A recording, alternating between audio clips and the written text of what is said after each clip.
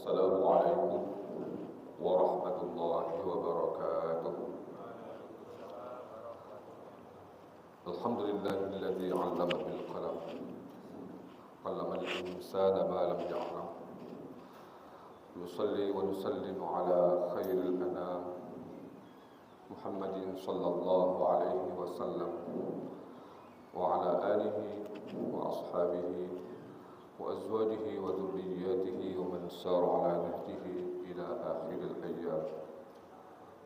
Rabbi shrah li sadri wa yassir li amri wahlul 'uqdatam min lisani yafqahu qawli, amma ba'du. Saya muliakan Dekan Masjid Al-Hidayah, jamaah salat zuhur yang berbahagia. Pertama, tentu saja mari kita bersama-sama memanjatkan rasa syukur kita kehadirat Allah Subhanahu wa taala dengan kalimat alhamdulillahirabbil alamin atas berbagai limpahan nikmat, karunia dan anugerah yang senantiasa Allah hadirkan kepada kita. Salawat teriring salam mari kita hadiahkan kepada baginda Nabi Muhammad sallallahu alaihi wasallam serta keluarga, para sahabat, para tabi'in, tabi'in ya umat Rasulullah yang senantiasa istiqomah dalam menegakkan dan mengikuti sunnah-sunnah beliau sampai hari akhir nanti. Mudah-mudahan kita termasuk di dalamnya. Amin ya rabbal alamin. Jamaah salat zuhur yang dimuliakan Allah, secara fisik, secara zahir kita adalah orang yang merdeka, bisa melakukan apapun yang kita inginkan tanpa ada paksaan, ancaman dari pihak yang lain. Kita bisa makan ketika kita lapar, kita bisa melaksanakan aktivitas-aktivitas apapun sehari-hari tanpa ada hambatan apapun. Merdeka secara fisik belum berarti atau bukan berarti merdeka secara batin. Banyak orang yang fisiknya berkeliaran di mana-mana, namun hati dan jiwanya terbelenggu, terkungkung, terkooptasi oleh penyakit-penyakit hati, yang terkadang penyakit itu sangat tidak urgen, tidak penting, tetapi banyak orang ingin mendapatkannya. Salah satunya adalah gengsi, reputasi, citra baik di hadapan manusia. Orang ingin dianggap bahwa dia hebat oleh manusia. Dia melakukan segala cara untuk mendapatkannya. Dia lupa bahwa manusia adalah makhluk yang kerap kali mengedepankan subjektivitasnya ketika menilai sesuatu.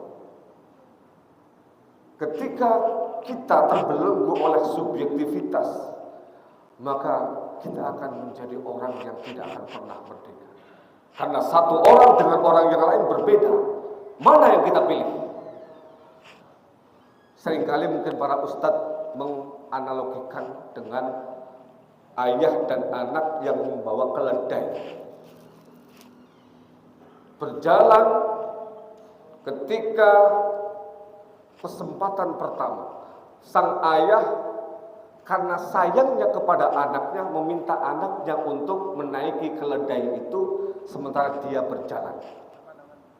Bertemu dengan sekelompok manusia, berkomentar manusia itu anak kurang ajar.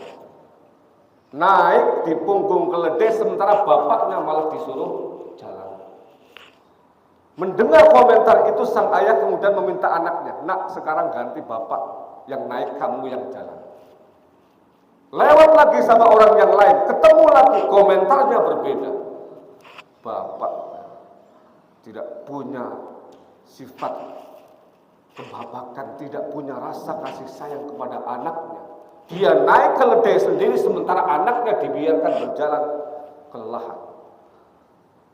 Kemudian keduanya beralih lagi. Waduh, kalau begini caranya, yuk kita berdua naik bareng-bareng di atas keledai itu. Ketemu lagi orang yang lain, komentar lagi. Itu orang sebenarnya punya nggak peri kemanusiaan, punya nggak rasa sayang kepada binatang. Keledainya kecil, dinaikin 2 orang gede-gede lagi. Apa nggak sayang sama keledai itu? 3 orang dengan komentar yang berbeda. Akhirnya apa? Yang terakhir kedua-duanya turun. Nah, kita berjalan bersama-sama, keledainya kita tuntun saja. Ketemu kelompok manusia yang lain berkomentar, itu orang punya otak apa enggak? Keledai ya, seharusnya digunakan untuk menaiki, malah dibiarkan jalan sendiri. Orangnya jalan, keledainya jalan sendiri. Lihat Bapak dan Ibu. Maka ketika orang terlalu memperturutkan subjektivitas manusia yang lain, orang ini tidak akan pernah merdeka. Akan melakukan hal dengan serba salah. Bahkan istri kita sendiri, Pak. Anak-anak kita yang paling kita sayang, anaknya 3 kembar, laki-laki semua. Sama enggak Pak keinginannya? Sama enggak penilaiannya? Berbeda.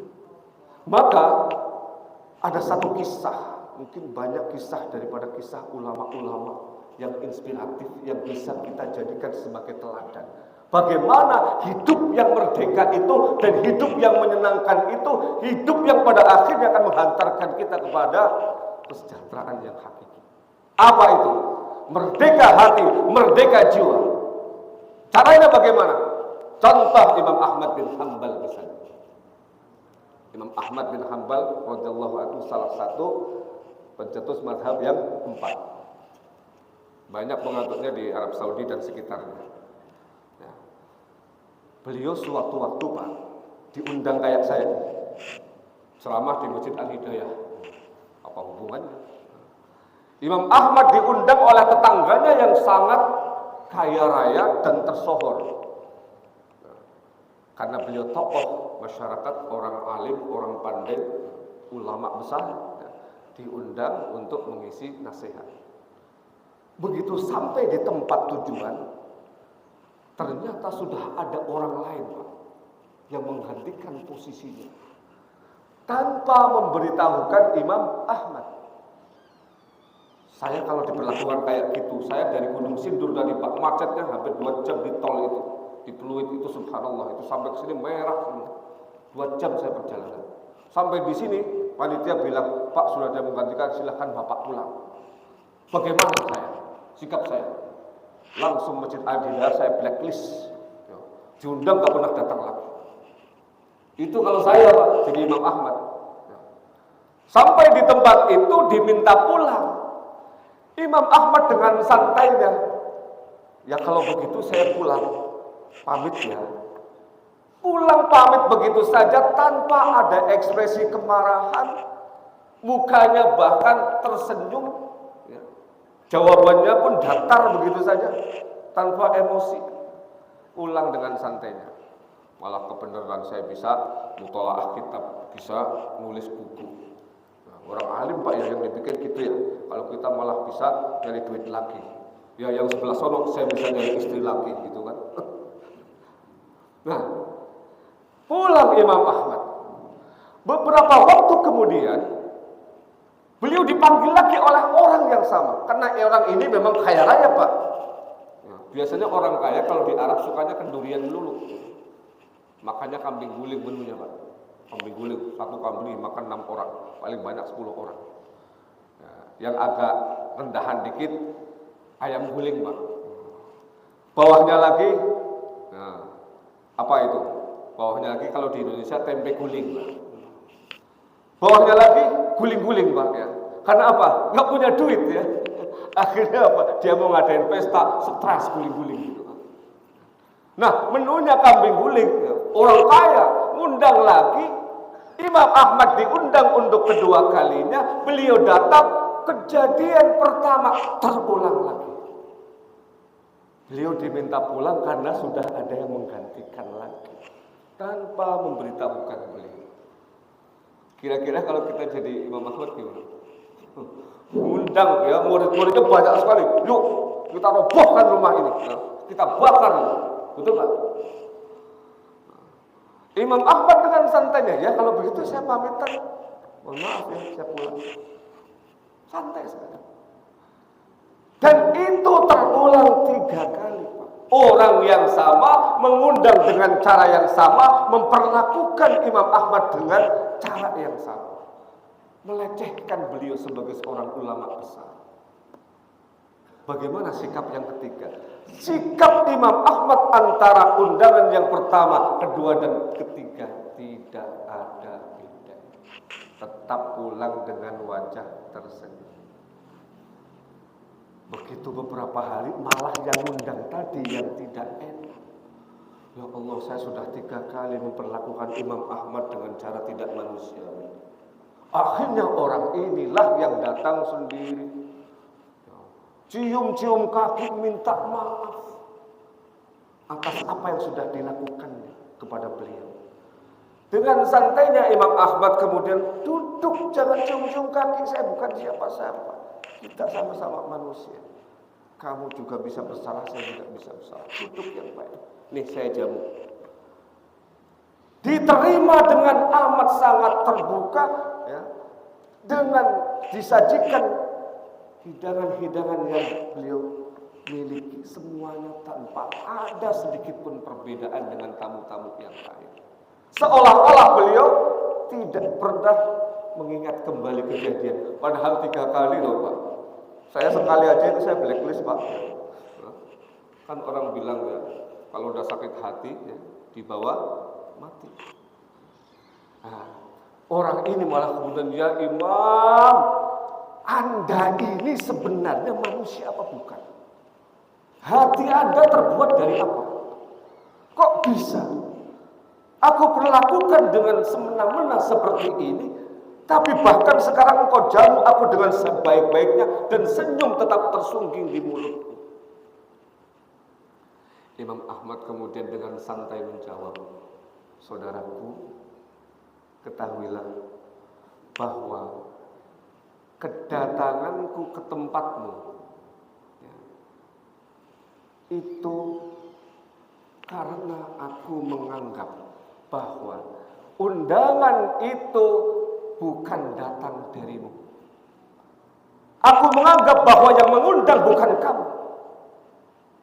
Maka beribu-ribu kali kamu mengundang dan beribu-ribu kali kamu memperlakukanku seperti itu, aku akan tetap datang. Mengapa? Karena bagiku undangan ini datang langsung dari Rasulullah sallallahu alaihi wasallam. Man kana yu'minu billahi wal yaumil akhir falyukrim jarahu. Rasulullah bersabda, barang siapa mengaku iman kepada Allah dan hari akhir, maka muliakan tetangganya. Itu undangan datang dari Rasul 14 abad yang lalu dan akan tetap berlaku sampai Ahmad meninggal. Sehingga siapapun yang mengundang tetanggaku, aku akan datang. Tak peduli bagaimana sikap yang mengundang itu kepadaku, karena bagiku undangan itu adalah undangan Rasulullah. Pak, enak gak Pak hidup kayak gitu Pak? Enak gak Pak?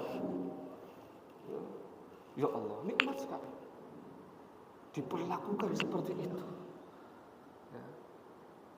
Beliau adalah contoh seorang yang hatinya begitu luas, lapang, tidak ada amarah, tidak ada kedengkian, tidak ada kebencian, tidak ada baperan. Orang sekarang kan baru diejak sedikit langsung keluar dari grup ya. Dimusuhin sama takmir masjid, masjidnya itu 2 tahun gak pernah dikunjungin. Begitu dikunjungi ternyata udah mati ya. Akhirnya disolatin di masjid itu juga ternyata. Ya Allah. Sampai begitunya. Ini orang kadang-kadang gengsi kan. Kenapa dia marah sebenarnya? Karena dia gengsi.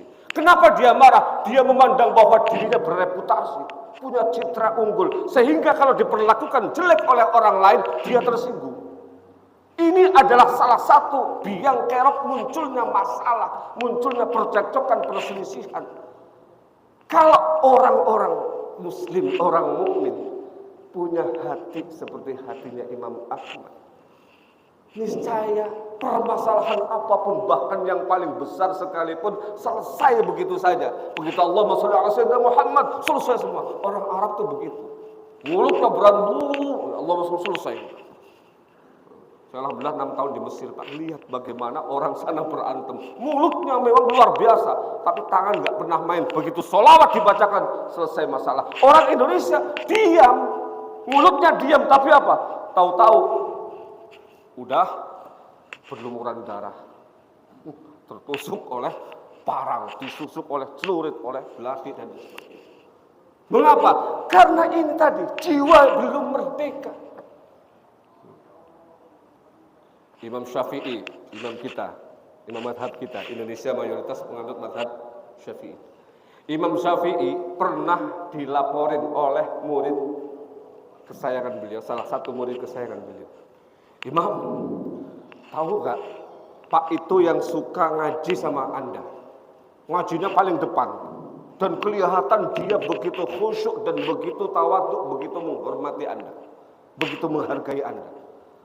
Tapi tahu nggak Imam wahai Imam Syafi'i, di belakang Anda kerjaan dia apa? Memaki-maki Anda.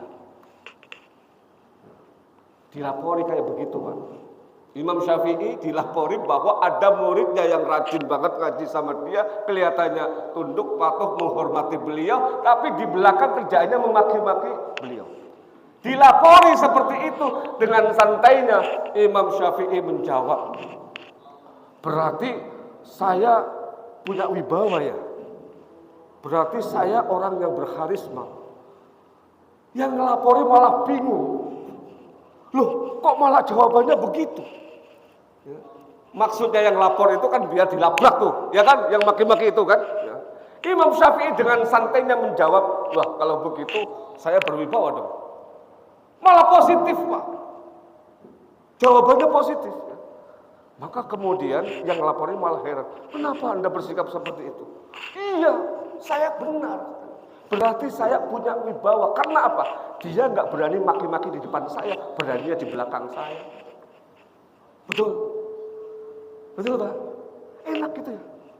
Enak banget. Nggak ada beban gitu. Orang mau seluruh dunia maki-maki kita kalau Allah suka sama kita. Yang maki-maki satu persatu akan berguguran itu. Lama-lama hilang sendiri, bahkan bisa jadi yang maki-maki itu lama-lama dimaki-maki orang gantian. Makanya nggak usah gitu. Karena apa? Orang manusia tadi itu subjektivitasnya sangat tinggi. Ketika kita melandaskan sesuatu kepada perilaku dan sikap manusia, walaupun tidak semuanya, Pak ya, ada juga yang baik, kita akan terbelenggu dan kita tidak akan pernah merdeka. Jiwa kita akan terpukul dan senyum itu sulit bisa tersungging dari bibir kita. Mengapa orang itu bahagia? Karena hatinya merdeka. Bukan karena fisiknya. Wah, zaman dulu, Pak, penjajahan begitu. Tapi orang matinya banyak dengan senyum. Karena apa? Fisiknya terkungkung, terbelenggu, tapi hatinya merdeka. Sekarang kebalikan. Orangnya berkeliaran kemana-mana. Tapi ya Allah, takut sama bos. Ya, takut sama atasan. Ya, takut nanti saya dipecat. Takut nanti saya nggak dapat rezeki. Lama-lama takut sama bayangan sendiri. Setan gitu ya. Padahal dia sendiri bayangannya itu. Orang kalau takut kepada manusia, lama-lama dia takut kepada bayangannya sendiri. Jadi gila akhirnya. Banyak sekali contoh-contoh ulama, contoh-contoh sahabat yang merdeka. Bukan hanya merdeka dari penyakit-penyakit fisik, tapi penyakit hati itu yang paling bahaya. Ketika sudah kronis, Pak, obatnya itu nggak ada. Apotek manapun di dunia nggak ada. Ya. Obatnya hanya satu, obat langsung dari Allah dan Rasul. Konsepnya hanya itu. Ada lagi nih, Pak, satu lagi mungkin, karena saya dikasih waktu 20-30 menit. Saya nggak bicara banyak, tapi ingin menyampaikan beberapa contoh saja. Kalau contohnya orang-orang sekarang susah, ya. Banyak yang di mulutnya manis tapi belakangnya tidak manis. Performanya di depan banyak orang hebat tapi kemudian di belakang dia berbeda. Orang sekarang banyak yang begitu. Maka kita ambil contoh. Salah satu sahabat Rasulullah SAW namanya Abdullah bin Umar. Pasti kenal, ya, putra dari Umar bin Khattab. Abdullah bin Umar. Itu, Pak, orang paling dermawan. Ya, salah satu orang paling dermawan. Saat itu banyak orang dermawan, tapi beliau salah satunya yang paling dermawan. Beliau itu membebaskan hati dan jiwa beliau dari kepemilikan apapun duniawi. Semuanya milik Allah, semuanya bukan milikku, titipan dari Allah. Sehingga ketika ada yang membutuhkan, saya beri. Maka beliau itu dikenal sebagai orang paling dermawan. Suatu waktu beliau sakit keras, ya, sakit, karena sakitnya parah. Beliau tidak selera makan, kurus kering bareng. Tapi karena izin Allah dan ketelatenan sang istri tercinta, ini pentingnya istri Pak. Ya. Istri Pak ya, kalau satu namanya iswan Pak, kalau dua istu, ya. Kalau tiga baru istri. Ya, itu kalau kamu di depan wanita saya kamu dikaplok gitu. Tapi nyatanya saya masih tetap satu Pak, ya. Masih tetap satu. Bukan karena saya nggak berani, tapi istri saya lebih berani. Ya. Baik, kita kembali ya. Jadi beliau itu suatu waktu sakit karena ketelatenan istri dan tentu saja izin Allah beliau sembuh. Nah ketika mulai sembuh itu, orang kalau sembuh dari sakit kan namanya kemaruk ya Pak ya, pengen makan. Beliau bilang kepada istri, Badindaku, sayangku, cintaku, my love dan sebagainya lah panggilan-panggilan sayang. Saya pengen anggur. Ya Allah, sang istri senang banget. Karena apa? Sudah lama dikasih makan yang enak-enak nggak mau karena sakit. Begitu minta anggur, apa? Istrinya kayak terbang, pergi ke pasar, beli anggur. Wah, begitu sudah beli anggur satu kantong Pak, rupa-rupanya di pasar pun istrinya Abdullah bin Umar itu terkenal. Sehingga apa? Dikuntit sama pengemis. Pengemisnya cerdas, mintanya jangan sama istrinya, tapi mintanya sama Abdullah bin Umar. Caranya bagaimana? Sampai di depan rumah, minta dengan suara keras supaya Abdullah bin Umar dengar. Akhirnya Pak betul sampai di rumah, ribut di depan. Ada apa istriku? Ini ada pengemis, minta anggur yang baru saya beli. Gimana suamiku? Dengan santainya Abdullah bin Umar kasih aja. Terus engkau gimana? Beli lagi katanya.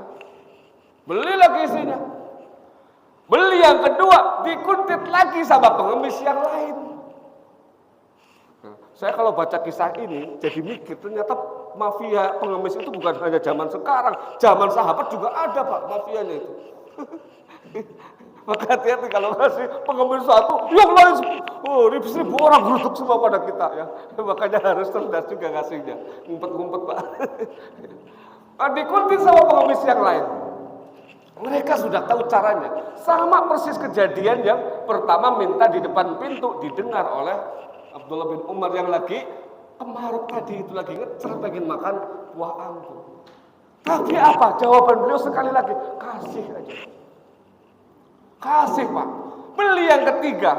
Yang ketiga terulang lagi kejadian yang sama, dikuntit pengemis yang lain lagi, diminta lagi, dikasih lagi. Begitu jalan yang keempat istrinya mikir, kalau begini terus ya, sampai uang habis ya, itu gak bakalan anggur ini sampai kepada suami saya. Karena saya tahu persis siapa dia. Setiap kali diminta pasti memberi. Dan dia tidak pernah memikirkan dirinya sendiri. Akhirnya sang istri yang bersiasat. Keempat kali pulang balik ke pasar gempor ya Pak ya. Ya coba kalau kita jadi istri beliau. Pasarnya lumayan jauh. Keempat kalinya akhirnya sang istri yang bersiasat.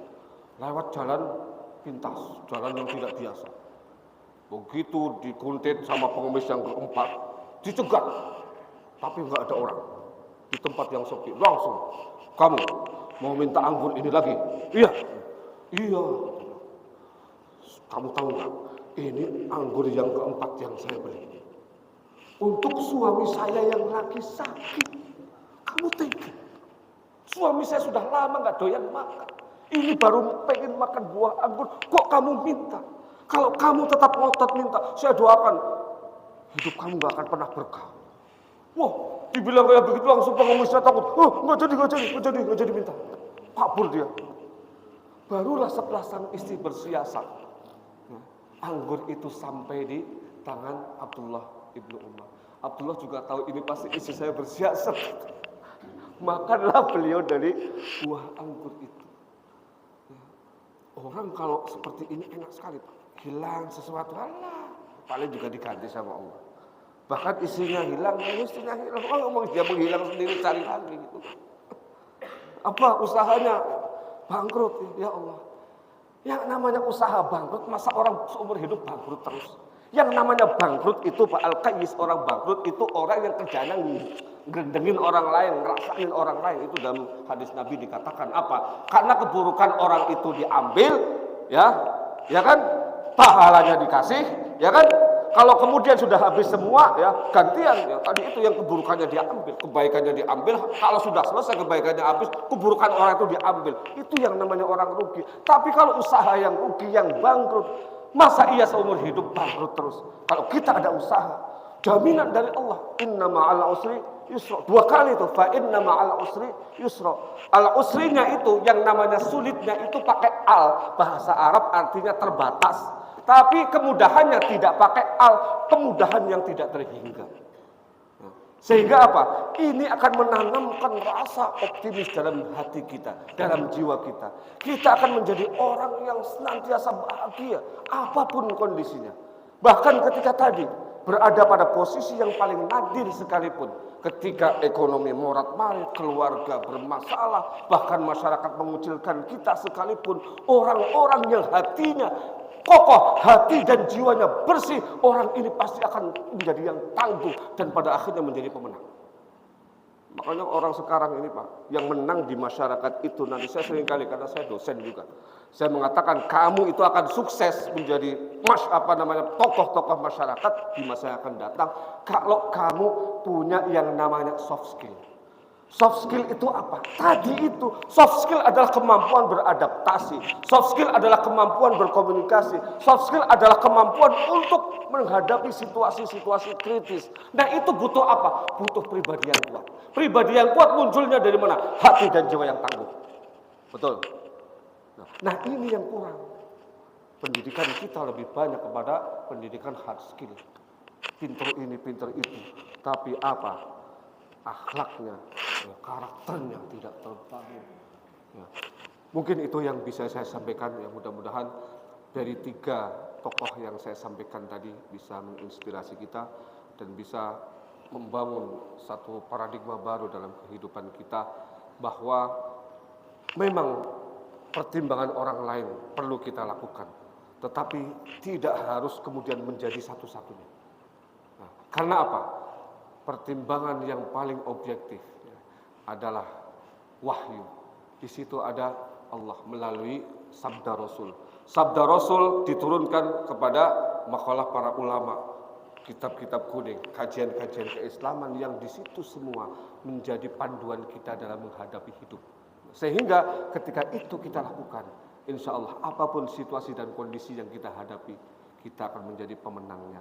Karena kata Rasul, sebagai penutup saya sampaikan satu hadis, ajaban di amril mu'min, begitu mengagumkan urusan seorang mukmin, inna amrahu kullahu khair, sesungguhnya urusan mukmin itu semuanya baik, tidak ada buruknya. In asabathu sarra syakar fakana khairan lah. Ketika dia mendapatkan nikmat, dia bersyukur, maka itu kebaikan baginya. Wa in asabathu dharra sabar fakana khairan lah. Dan ketika dia mendapatkan musibah, dia bersabar, maka itu adalah kebaikan baginya. Itulah seorang mukmin, dan mudah-mudahan kita menjadi seperti itu. Apapun kondisi kita, kitalah pemenangnya. Kitalah yang paling berbahagia. Kitalah orang yang paling sejahtera dalam kehidupan ini, dan mudah-mudahan sampai pada kehidupan akhirat nanti. Amin amin amin ya rabbal alamin. Usikum wa nafsi bitaqallah. Kita tutup dengan doa. Allahumma shalli wa sallim ala sayyidina Muhammad walhamdulillahi rabbil alamin. Allahumma ij'al jam'ana hadza jam'an marhuma, tafarraqna ba'di tafarruqan ma'suma, wa la taj'al fina wa la minna shaqiyyan wa la mahruma. Allahumma arzuqna 'ilman nafi'a wa qalban khashi'a wa lisanan dzakira wa yaqinan sadiqa wa rizqan wasi'an mubaraka wa 'amalan salihan mutaqabbala. Rabbana atina fid dunya hasanah wa fil akhirati hasanah wa qina adzabannar. Walhamdulillahi rabbil alamin. Mohon maaf. Allahumma fiqna qubit thariq. Wassalamualaikum warahmatullahi wabarakatuh.